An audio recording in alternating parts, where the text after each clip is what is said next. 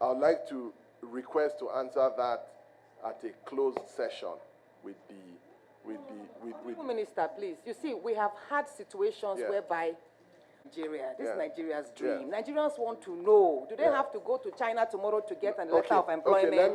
Maybe some owner is somewhere. Tell us who the owners are. Yes. Why is Novostal a partner? Why is Proforce Manufacturing a partner? Is any partner bringing in money, or are they holding interest for some group of people? Just let us know.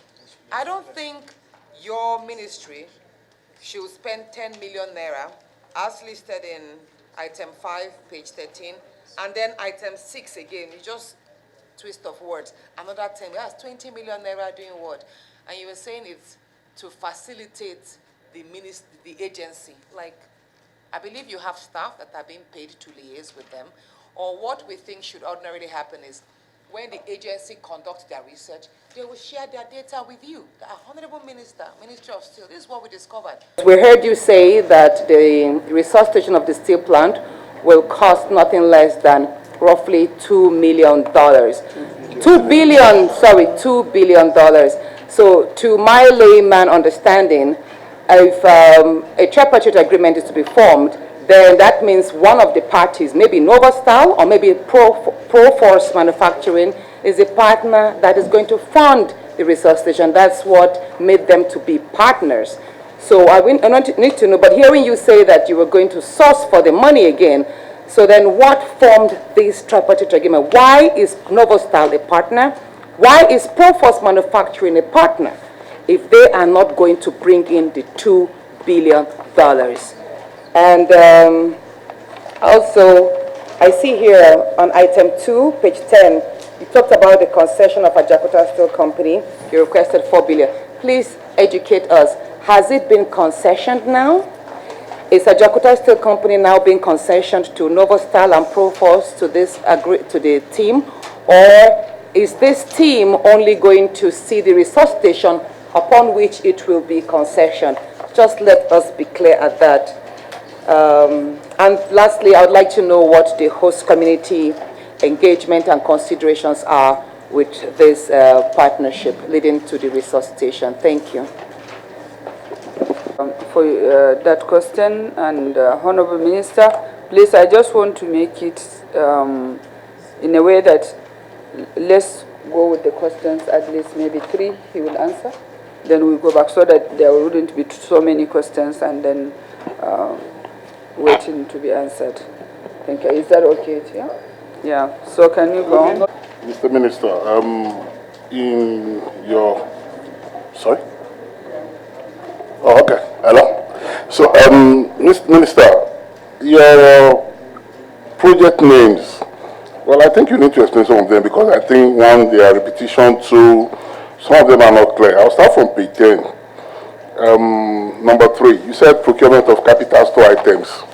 Nothing is listed, and if you look at it, number 8, number 9, number 10, procurement process for award of contracts, purchase of ID card, you can see that is clear. But going to number 16, provision of techniques in steel raw material processing. Senators and esteemed colleagues, Mr. Minister, thank you for your presentation. I have great concern. I think part of my concern was alluded to by the distinguished senator from your state. And I must say that if you look at page 20, I'm interested in this because choice of language. You said here, you just said us that you need about $2 billion to revamp the Ajaokuta steel industry. And at the same time, you didn't mention in your first paragraph that the process of selecting technical audit team and about to commence the auditing of the entire plant. So how did you come about this fund that need to be revamp the plant when the audit has not been started? And secondly, I have repeated in 2 occasions we have an interface with you that we have had more than 3 several auditing of this Ajaokuta firm. 3 several auditing. I mentioned it the last time we met in the office. And each of these audit firms were paid and selected and paid. Why not fall back on it? Why do you always commence audit of this firm when you have 3 existing reports on this audit at Ajaokuta State? It was done during the time of Obasanjo. It was done subsequently during the time of Jonathan. And these audit reports are there. Why do we need to commence every time to audit before we allocate figures on this? And I know it is based on this figure to revamp this that you are telling us that the Nigerian cannot afford to do. That's why you're going to tripartite agreement. But if you have an audit report, that is it is based on the audit report that you'll be able to know how much actually is going to cost us to revamp it. Are you falling back on the old report? Are you anticipatory on the report before you put this figure?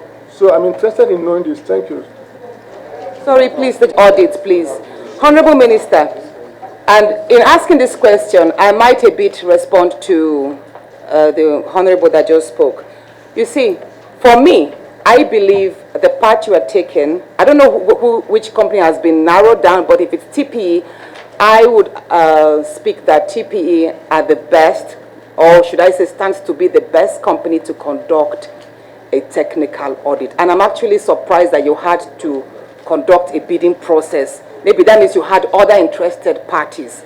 And you see, the uniqueness of that plant, let me mention now, is such that if we must get a technical audit that is bankable and true, then no other company can conduct a technical audit than the original builders themselves.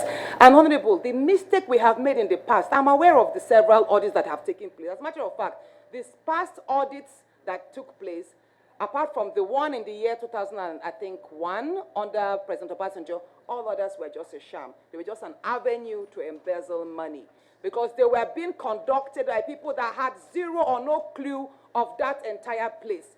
So, Honorable Minister, if, I don't know which company it is that has probably won the bid, but I would have said, if I were in your shoes, you would have just made a case for a sole sourcing expertise, whereby TPE themselves would have been brought in at an agreed rate, which I'm sure will be lower than any others. Because I recall I mentioned in the year 2016, when I visited them, while I was advocating for them, I visited them and they gave me a note that at that time, the technical audit would cost $500,000. I have it written somewhere. From TP, they said they will come down if we provide logistics and they work in collaboration with Nigerian engineers. It was going to cost $500,000 in the year 2016, based on the report they sent to me. And at that time, dollar was 189 naira. So that means a technical audit would have cost nothing less than 100 million. I don't know my maths, please. 500,000, yeah, about 100 million. But then I was surprised to see Honorable Fayemi, who was a minister at that time, put out about 5 or so billion naira, if I'm right with my figures. So what we're trying to say is, please ensure that the technical audit is conducted by the same people that you know. It's just like going to a hospital. If I'm not feeling fine and I go to a particular hospital for tests, I cannot go with that same result to another hospital. The next hospital wants to conduct its own test. So that's how it should be, please. For the technical audit, I support you in conducting one because I've seen the past ones, they are not bankable. So that's what I want. I hope I've answered that as well, somehow. Please. Questions, or one set of 4 questions, actually 7 questions. So I'll just take them one by one.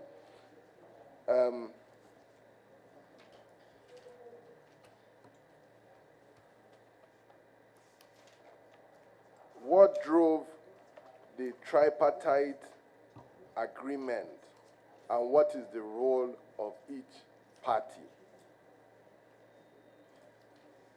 What I would say is all the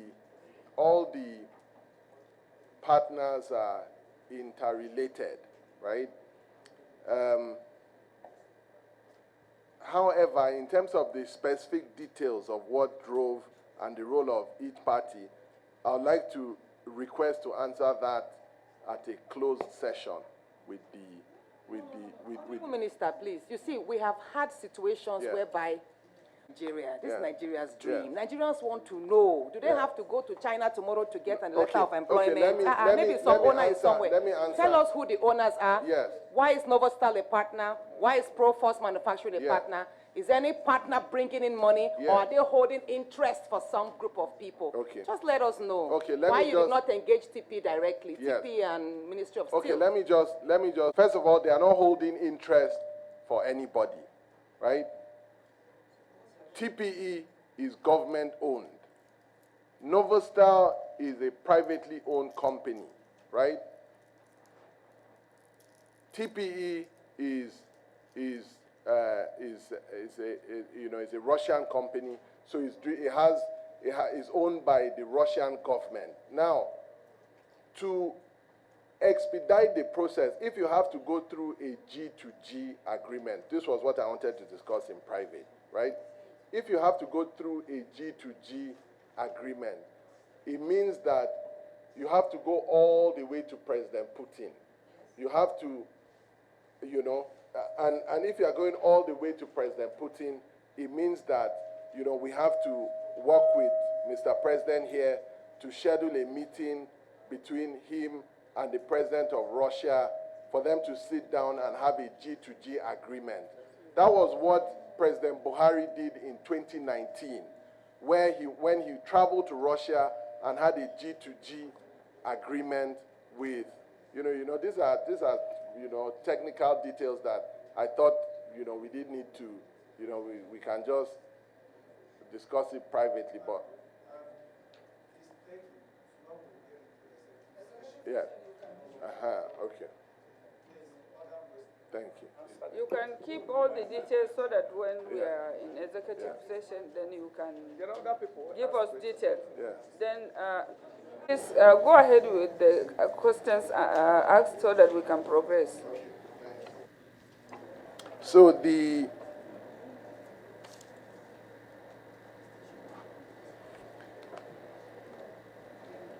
Are we going to, so the other question that I can clarify here openly is that, are we going to source for funds outside of that agreement? The answer is no. These partners are going to be the ones to bring in the funding, which is why they've been selected as the partners anyway. So just to clarify that. And the technical audit, who's conducting the technical audit? The technical audit is being conducted by the local partner of TPE. So effectively, it's TPE that is conducting the audit, because TPE is not registered as TPE in Nigeria. It's registered as TPE in Moscow, Russia, right? So they have a partner here, but the engineers that are going to conduct the technical audit are TPE engineers. From Russia. So it's TPE that will conduct the technical audit. And just to reiterate that, the technical audit that is being conducted has to be bankable. So if you like the distinguished senator mentioned, if you conduct a technical audit that is not sanctioned by the people that are bringing in the funding, they'll just throw it in the dustbin. So that's why we have done that, sir. The host community would absolutely be put under consideration before anything is concluded. The host community plays a very significant role. Part of the privatization process would cater for the host community, and in fact, part of what I have done is that I have written to the governor of Kogi to mention that as part of the ongoing privatization process for both Itakpe and Ajaokuta, that the host community needs to be engaged. So we need to partner to engage the host community at the appropriate time. Has it been concessioned? The answer is no. Concession, concession was the word that was used, but at the end of the technical audit, the technical audit would determine whether it should be a PPP agreement or a concession or whatever the most appropriate word is privatization. It would be based on the funding that would be brought in. They will give us a model that they believe works best. And that model has to be agreeable to the federal government of Nigeria. So it has not been concession. Nothing is cast in stone at this point in time. Everything would be determined after the audit is concluded. Hopefully, we can start the audit. We're hoping to start the process of the audit as quickly as possible. It's just government bureaucracy that is slowing down the process. But hopefully, we can start that process. The honourable member from Ondo State mentioned on page 10, Lagos. Sorry, sir. The honourable member from Lagos State mentioned the issues around project names. I think I'll just allow the permanent secretary just to quickly talk through that on page 10. Maybe you spend 2 minutes, and then I'll now answer the last question, or maybe I'll take the last question on how we arrived at the 2 billion and the situation of the previous audits and why not fall back on them.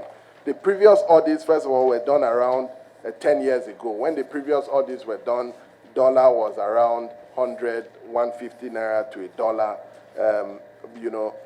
The previous audits were done by the counterparties that were not the ones bringing in the money, right? However, we have the previous audit that was done. So that previous audit that was done will not be jettisoned or it will not be thrown away. It would be built on to come up with the latest technical audit that would be done. How do we arrive at $2 billion? It was based on expert opinion that was given to me as the Minister of Steel. Now, at the end of the audit exercise, a proper figure would be determined. So this is just an estimate. The real number could be, yes, it's an indicative, sir. The real number could be lower or it could be higher. But the audit would determine that for us. Thank you very much, sir. Yeah, like you mentioned, there are not exactly project names. These are budget line items, votes of charge. So this is how they are listed on the votes of charge. Does not really define the expenditure items. For the expenditure items or what they all meant, they are broken down in the documents that have been submitted, the procurement documents, the ministerial tender boards documents, and all of that. It also, in here, it also covers all the activities that have been Please, covered. Pamsek, I disagree with this explanation. Because you saying that when budgets are presented to the National Assembly, they are presented in this form to mislead us, to deceive us. Because when you say it and then we appropriate them and then you do something else again, is that what you are trying to say? Far from it. Then why should it be? Should there be a budget line different from what you spend? Okay. When we have a budget line, take for field inspection tools and equipment for regulatory functions. It's a budget line. It's a vote of charge. On the public procurement, a procurement plan is drawn based on that, and it is uploaded on the procurement portal. So it is the activities that that now encompass all of this that comes in our procurement documents. So if, for example, you have number 2, concession of Ajaokuta Steel Company Limited. Obviously, we don't intend to use, it's not like one budget, but there are sub-activities that will be conducted under that concession. So these are budget lines, not the projects. Perhaps because we call them project name, that's probably why it seemed like these are the activities carried out. But these are the budget lines as appropriated. And so what are the things that we did under those budget lines? They come under the breakdown of the different activities. Some of them are procurement entities, some of them are activities, as it were. I want to ride on SEM and then ask you some few questions.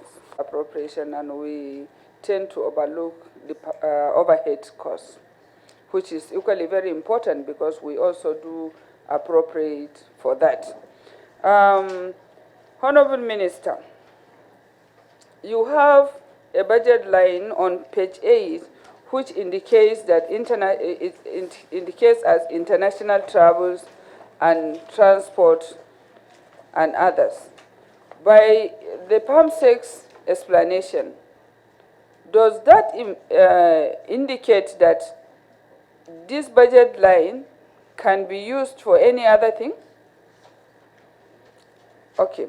And on this matter, have you provided this esteemed committee with the details of the international travels you have done, which indicates that you have 100 million, and same has been released and same has been utilized? And further to that, I would also like to ask if the ministry has a legal department with a lawyer competent. How many lawyers? The Honorable Minister, of course. The ministry shares a director who is a lawyer as the head of the legal department and a retinue of other lawyers who are posted from the Ministry of Justice. Specifically, I have, under the Ministry of State Development, at least 3 lawyers who report on the matters of state development to the Director of Legal Services. Yes, I could see that on page 9, Naira, which was allocated to the ministry, and I just, as a layperson, believe that those lawyers are paid by government. And do you also pay them again to do anything? That is on page 9, under legal services. You said you have lawyers. Are they paid by the government? Yes. Please, the Honorable Minister. Okay. Thank you very much, Madam Chair. From time to time, we have some legal issues or proceedings against some of our agencies. Did you have any in 2024, sir? Yes, we did. Can we have details? Yes, are they here? Otherwise, okay, we'll provide the details. Okay. And similarly, while we wait for the details for that, because we need to know what cases do you have in 2020 and then how it is done. Then if you go down, I will equally like to know if you have, what does the budget line honorarium and sitting allowance stands for? Yeah, I believe that, well, to me, I just thought that it is a sitting allowance for board members, and I don't know whether you have board members. Yes, committees, subcommittees. No, this is not committees. It is usually it is for board members. You don't? Well, it's primarily for also makes provisions to make payments to board members as well. No, but committees, what committee?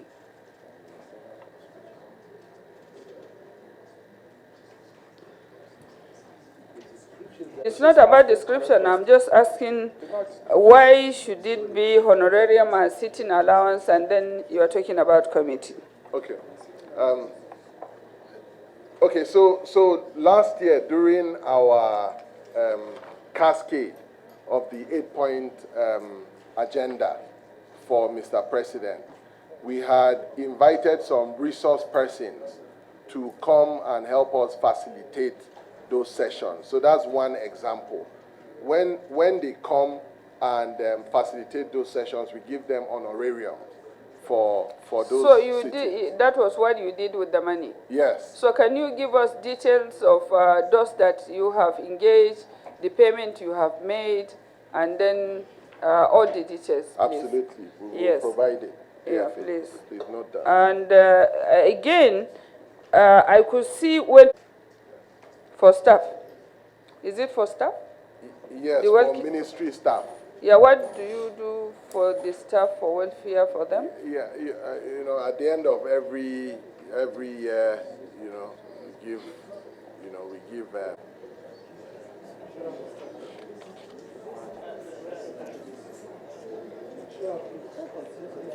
Yeah, yeah.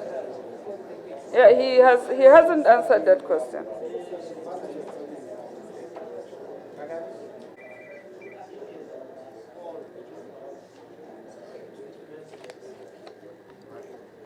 Thank you, Madam Chair. Just to clarify in terms of the welfare packages, I just clarified from my team. Sometimes, you know, when we have staff in the ministry that, you know, are bereaved, for example, we have some welfare packages for them in that instance or in that situation.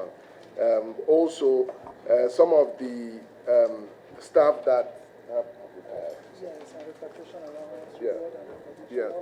repatriation allowance, reward and recognition, and things like that. So those. Okay, Honorable Minister, please. I will like to provide details of all these things to the committee so that we can see how these funds are utilized, who are the beneficiaries, how are they paid, and yes, thank you. And I think the last question I will ask now is about, do you have a library? Library, yes. And what sort of library do you have? You know, we have e-library. So we have physical libraries both in the head office and in the agencies as well. So in some of the agencies, you know, there are some, you know, books and Do you maps. have it in the headquarters? Yes. A physical library? Yes. And do you also have an e-library? No. Okay, We're because developing e-library. an e-library. Okay. We'd like to, well, maybe this one would be left for an oversight. So, Chair, I'm done with it. Colleagues across the two divides, Home Minister, and your brass tacks. My name is Ekong Samson. I'm from Alscon, so to say, Akwa Ibom South. Well, Chairman, but that's not here. Chairman Committee on Solid Minerals. That's the way, you know, we work like cousins, but you still we work like cousins, as it were. Let me take you briefly to Alscon, page 20. This has been a lingering issue of profound concern to Nigerians, given the benefit that Alscon stands to present to our economy and our efforts at diversification, as it were. And so I would like to know, in specific, clear terms, the efforts that have been put in to revive Alscon. But what I'm seeing here is that effort has commenced. And given our metaphor in Nigeria for commencement, which is endless, in specific terms, given the broad issues involved, the issue of ownership, gas pricing, what, in clear, specific terms, are you doing to revive that behemoth and put it back on its feet? And when you are going to Korobasi, of course, naturally, we will be involved. But let me know in clear terms what you are doing to bring back Alscon in clear terms. Thanks. Senator Ekong from Akwa Ibom, Korobasi. What have we done specifically to revive Alscon? As you know, sir, there has been a very massive legal tussle between the two previous owners, between the current owner and the person that claims to be the beneficial owner. there has been Supreme Court judgments in that regard. That has made it a very, very complex case. The government still has some ownership stake in there, and as the regulator of the sector, you know, as minister, I still have oversight over the aluminium company. Hence, you know, why I'm conducting the visit. However, discussions are going on with respect to things that have to do with the gas pricing, right? Things that have to do with the power generation that is required to get the... Who are involved? Which parties are involved? The gas price? Yeah, so for example, I've had a meeting with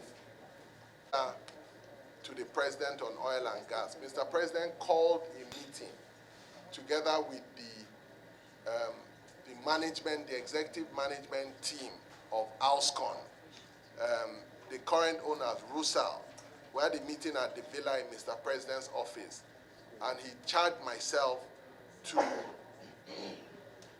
resolve the matter together with the special advisor to the president on oil and gas. And the special advisor has since done an analysis on some of the issues revolving around the gas pricing. Some of the concessionary terms that they wanted, which they were insisting on, which had been put in place about 20 years ago, and up to the time that they stopped, production. They stopped production, I believe, maybe about 10 years or so ago, roughly speaking, plus or minus.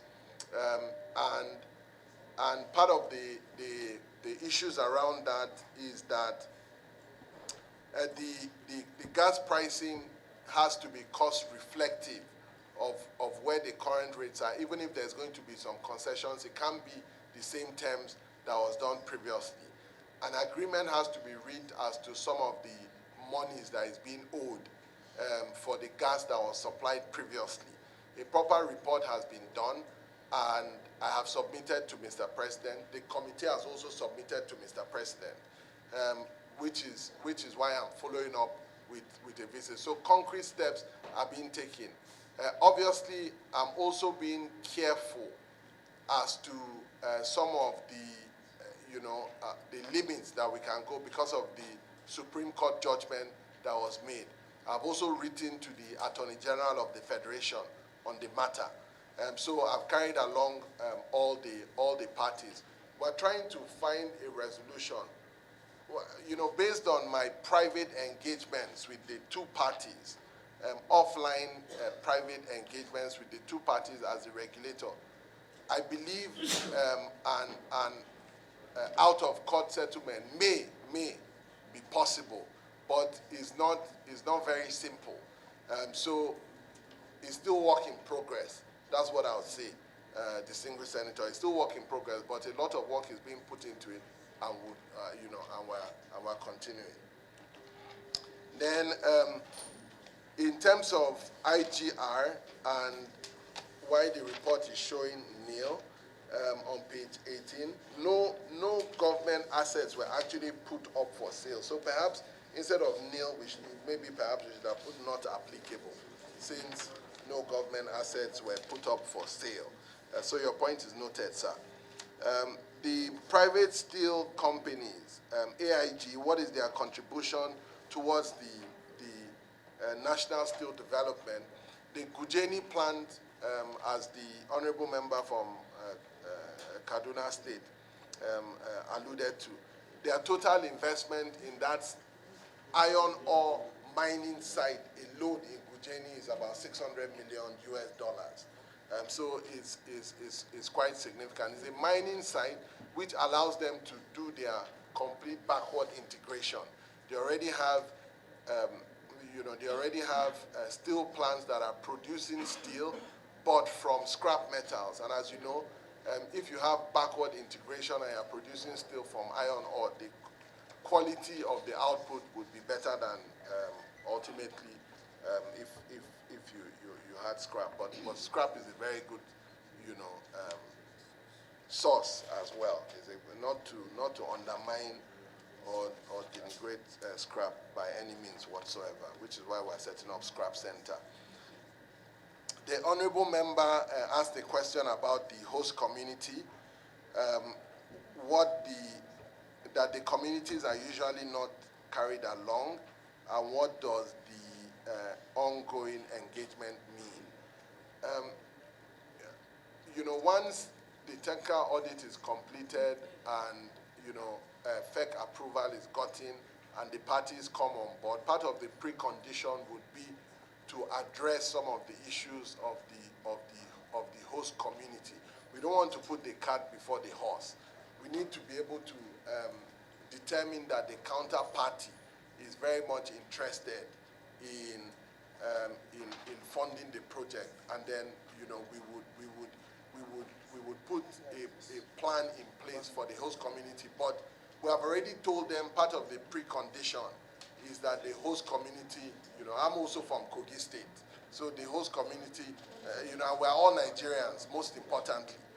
So the host community issues are very, very important, very, very important. So we would address that and pay attention to it, most definitely. Scrap metals on page 14. The Honorable Minister, my brother from Kogi State, was asking where are these scrap centers located. We have identified, so far we have identified a land, we have just started. We need significantly more funding than is required, but we have identified a land in the southwest state of Ogun State. That process is ongoing. We mentioned the challenges around funding release and capital releases and things like that. But the idea is to have a collation center from this year's budget and next year's budget at least one location in each of the 6 geopolitical zones across the country. The rationale for the law library is that, we're a new ministry. We just staffed the legal team. We have a lot of both current and some existing legal cases that have been ongoing for many, many years. And we need, for lawyers to be able to prepare a case, they need, a library, the books to make, references to the right clauses of their legal jurisprudence to ensure that we're being represented properly. And then coal identification, you are very correct, is definitely not adequate. It's definitely not adequate. We asked for significantly more money, but we got allocated only 5 million. So it's a far cry from what we want. Thank you very much, Mr. Chairman, sir.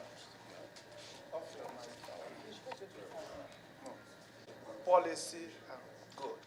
Now, I want you to go to page 13.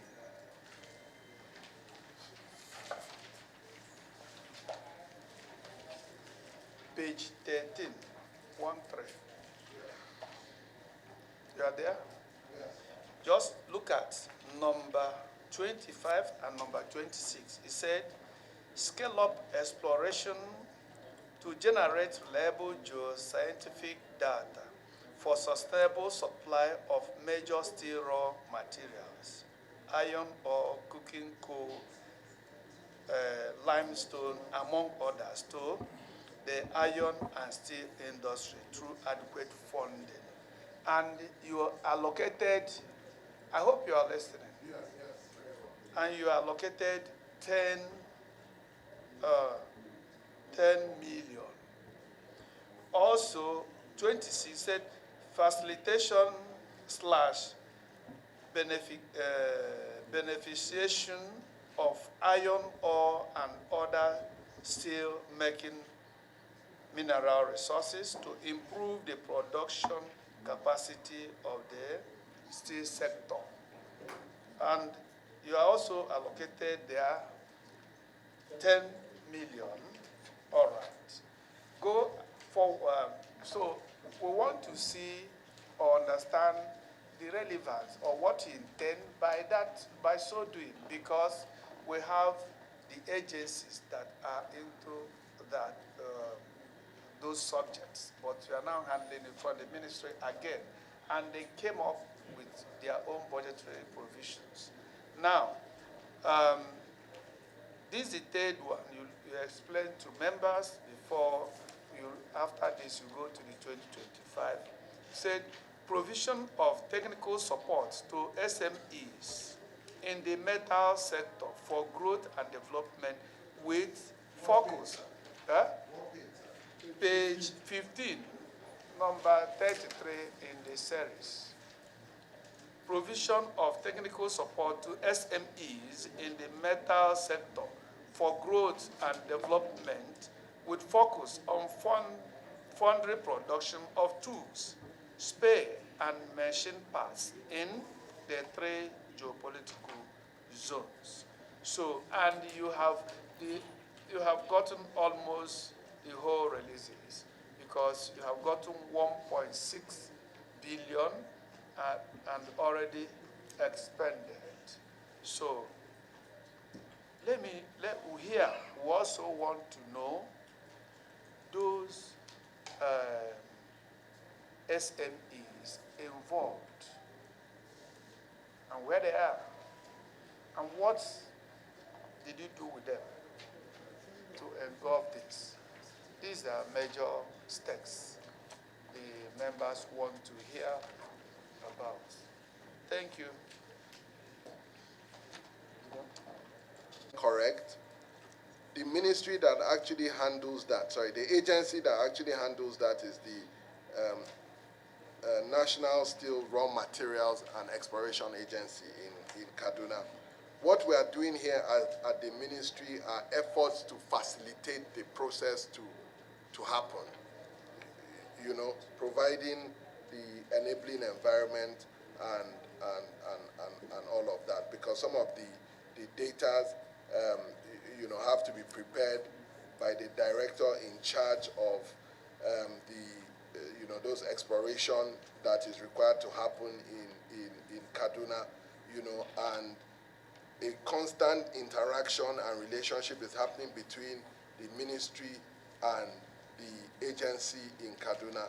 But in terms of the actual work, in terms of carrying out the geoscientific data for the supply of the... Honorable Minister, please, sorry, I'll have to interject here. We met with your agency, minerals and other resources that are necessary in ensuring a sustainable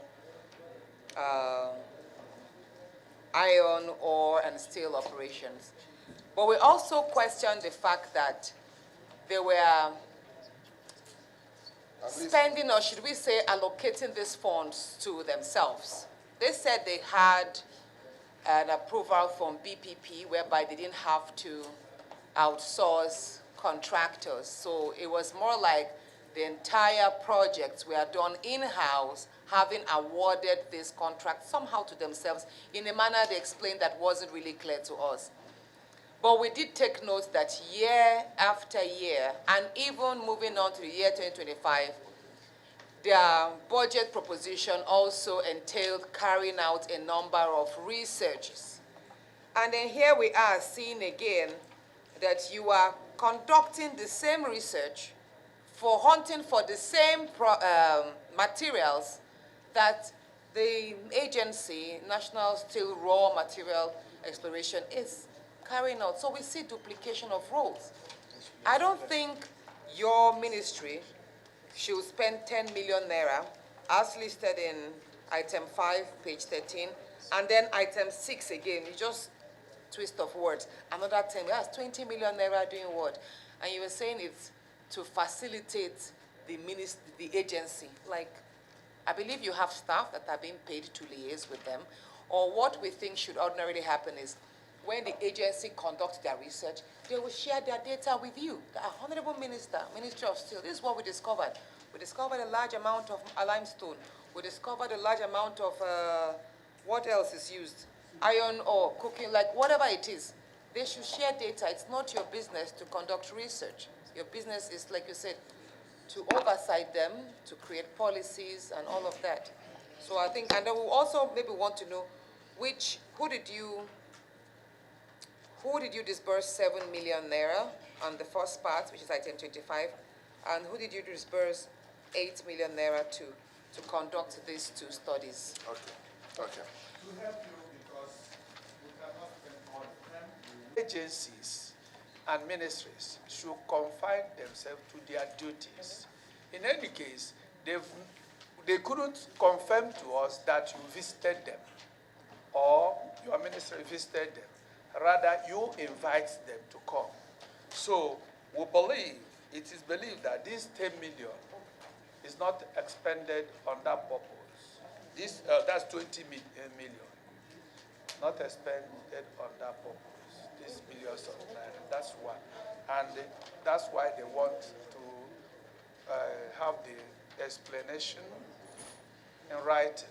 Secondly, we Nigerians should, not that we are here crying that there is no money.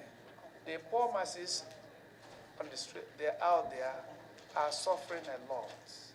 And as such, we should not encourage misappropriation or mismanagement of funds. And as such, they say they want to have details on those two items and maybe any other items they will still list for you.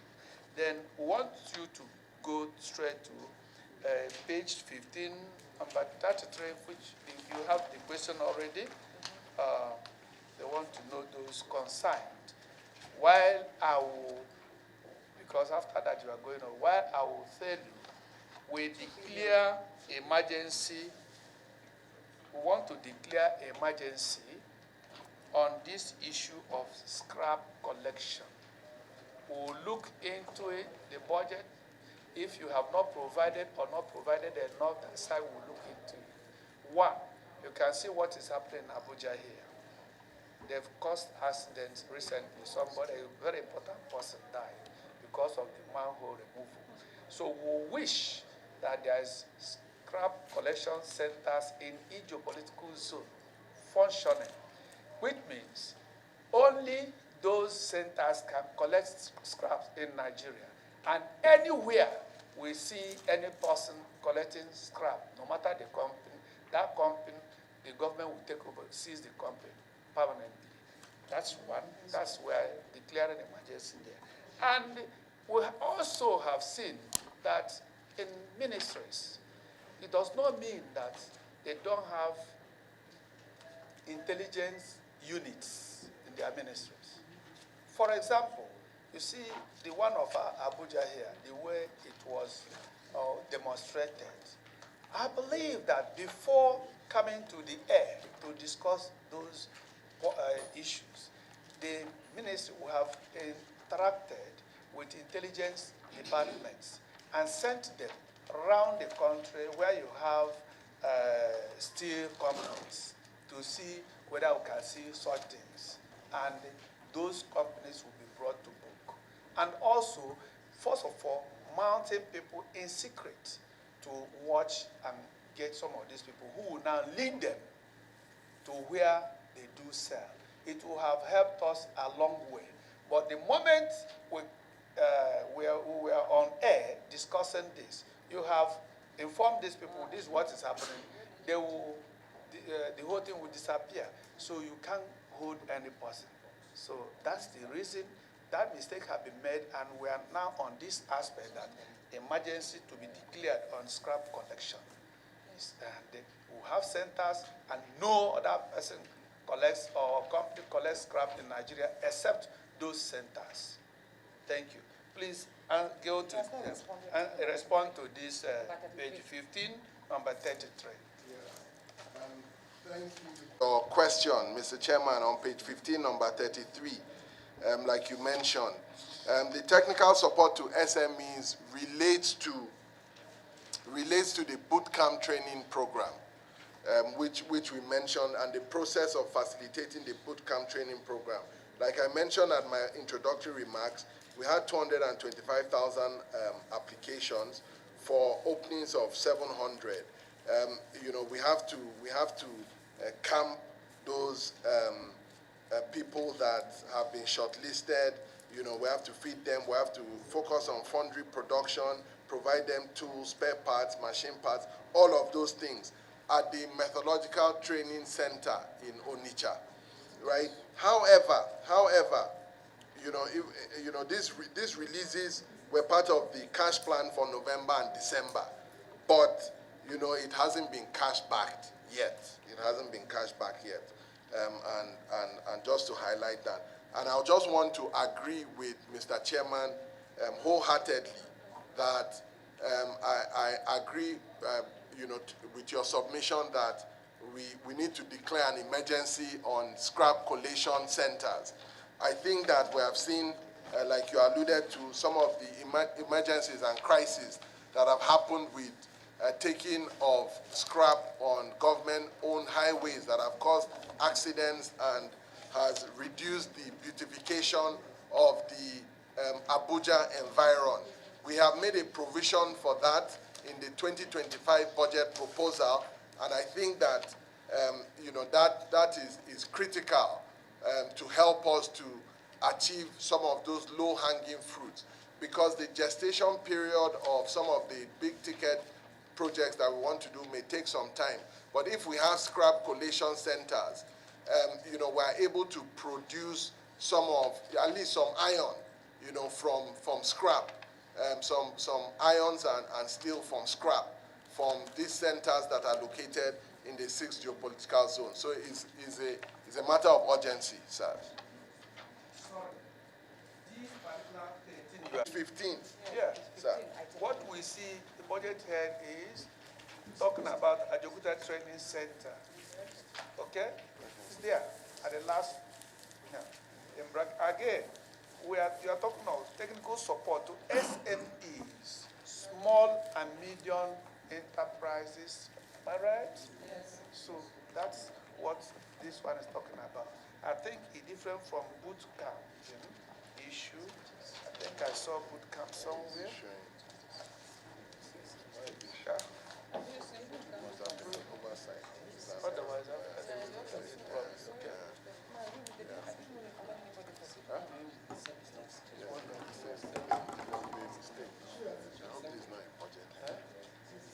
It's raised here that needs a policy statement, and some of them need legislation.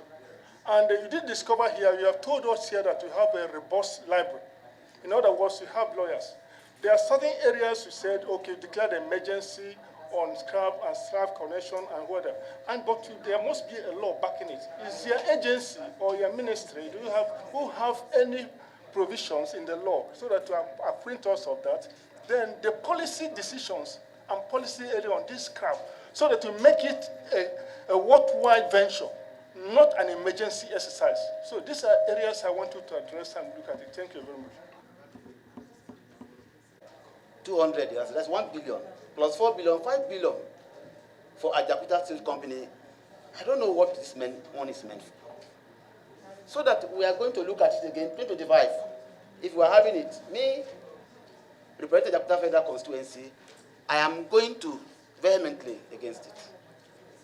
I must tell you here, if I cannot have documents, if I cannot have anything that shows for what this money is meant for Ajaokuta Steel Company, I am going to tell you that this is not acceptable to me. Thank you. So,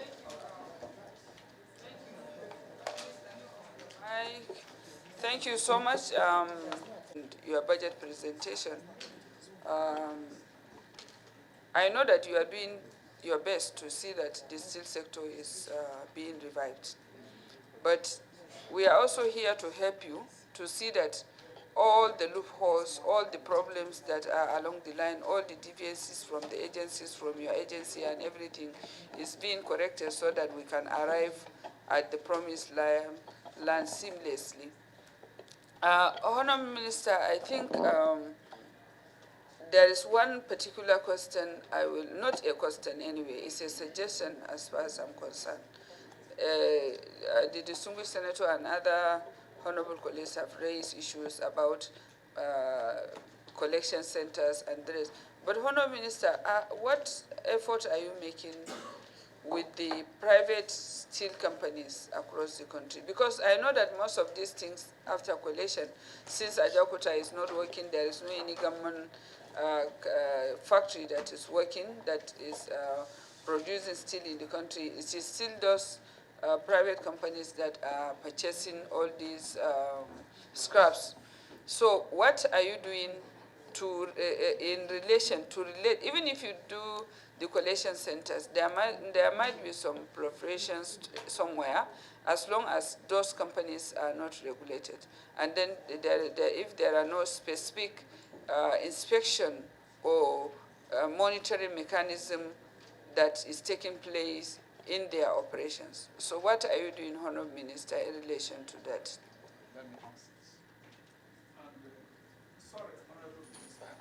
Please, their views, they are getting exhausted, they are complaining of these questions, they want proper and true answers, and they want it documented. So, however, before you answer, because I don't want us to continue this, hence, myself, I'm tired.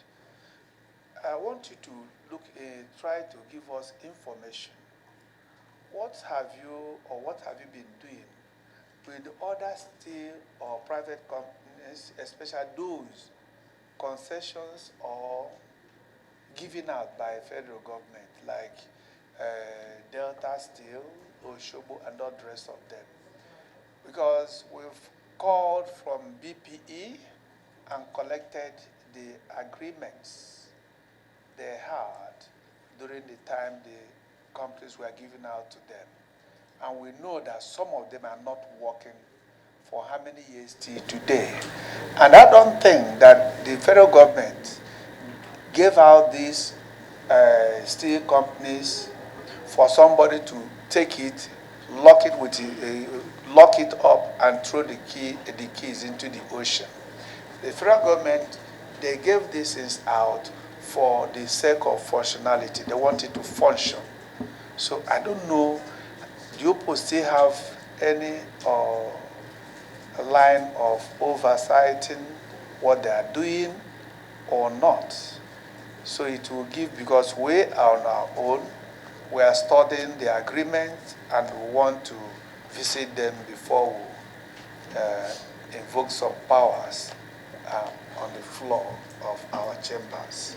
Thank you. Declaration of emergency on the scrap collection centers and having a law to back it. I agree with that. Part of what we're doing is, like I mentioned in my introductory remarks, we're submitting bills for consideration and passage by the National Assembly, including the methodological industry bill, which would have these proposals in there. That will be submitted to Madam Chair and Mr. Chairman, so that once we make a submission, it will be a very holistic submission. Then the honorable member from Ajaokuta mentioned what the concession is for. I think we had an extensive discussion here on the technical audit. You know, this is what the money is going to be used for: the technical audit, the transaction advisor, the process, because to raise money, you need a proper document that gives you proper timeline. Phase 1, how much of the money that you need will come in. Phase 2, how much will come in, and so on and so forth. So there are many things that have to be done. Like I mentioned, there are government bureaucracies that have slowed down the process. Hence, capital has not been received, and I think it's a general problem. So please be rest assured that my desire and our desire, Mr. President's desire, is to have Ajaokuta back on track as quickly as possible, and it's also the desire of the National Assembly members here, which we're very grateful and very happy about. On the question on page 13, number 14, revitalizing Ajaokuta, those amounts are used to revitalize some of the low-hanging fruits. We talked about some discussions that we're having with the Ministry of Defense, where they want to explore using some of the machine tooling workshops. Some of those machine tooling workshops may need to be, upscaled and put in shape so that, DICON, a section can be set aside for civilian use and military use as well. Then going to Mr. Chairman's question and Madam Chair's question, I'll take them together, on the private steel companies across the countries, what we're doing with them, as well as Delta Steel and the steel rolling mills in Katsina, Jos, Oshogbo, and the likes, and line of oversight. The plan that we have actually done for this year is, we have drawn up a plan where, myself and my team will be visiting the key private steel companies across the countries. There's a lot that we haven't been yet, but in that Okun, Lagos belt, there's a lot of steel operating companies which we would visit, talk to them, and see, things that can be done to sort of increase the local capacity and local,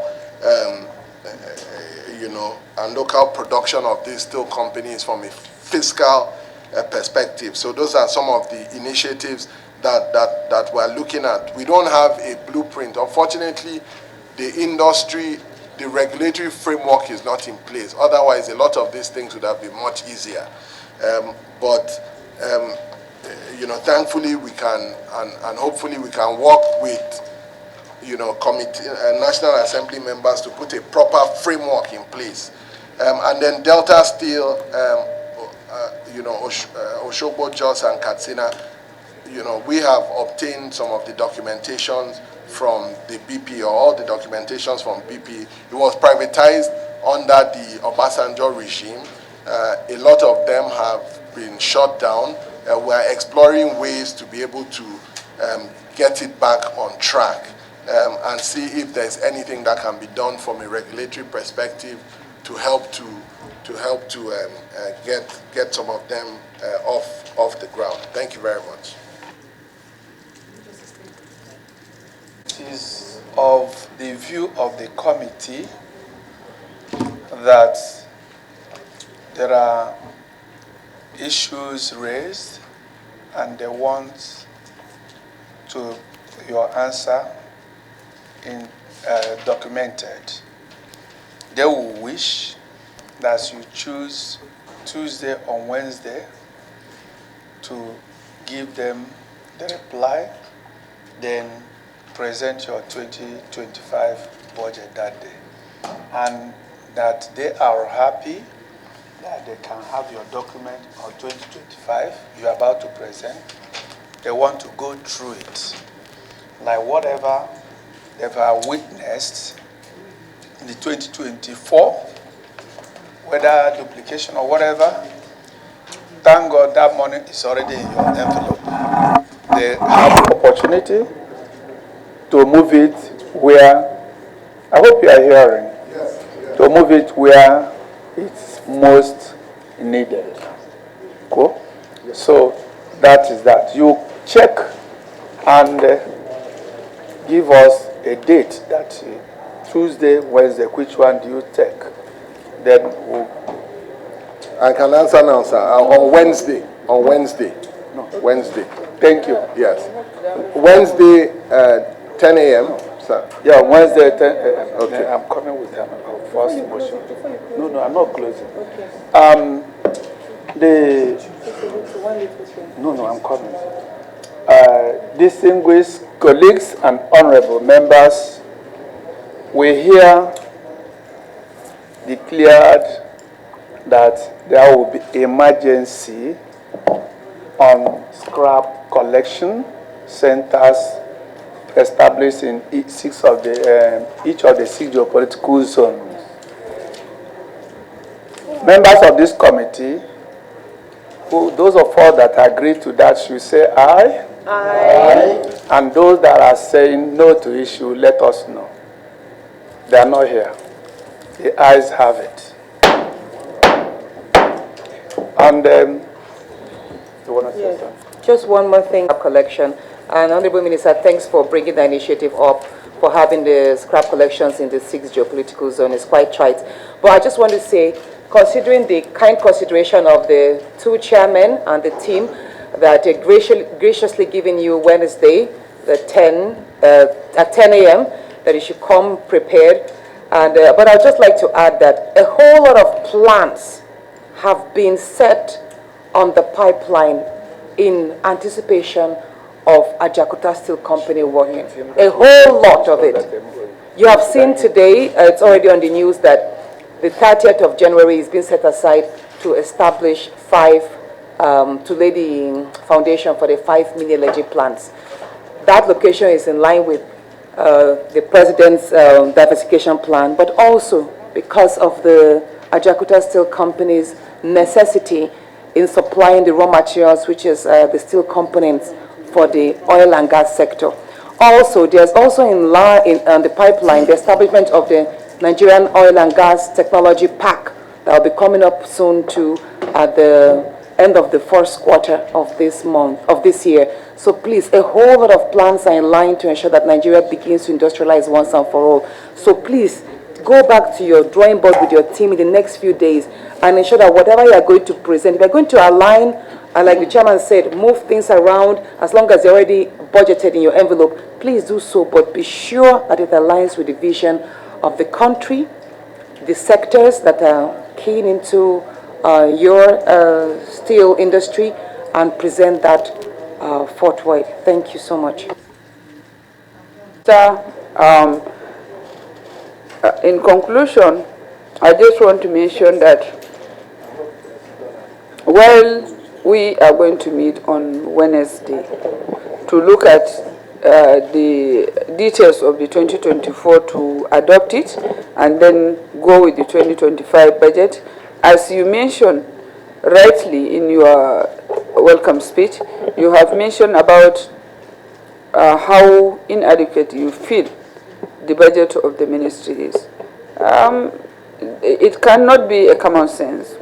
We will expect you to come with a detailed proposal of why do you think the 8 billion is not sufficient, because that detail will convince members to know whether you require further funds to revitalize the sector or that is enough. Thank you so much. Today earlier, based on your suggestion and recommendation that you would like us to hear from you about the details of the MOU signed, the tripartite MOU, and looking at the fact that we don't have time to look at it again, I think on Wednesday we may either start with it or after to discuss that in a closed meeting. Thank you so much. I think someone can move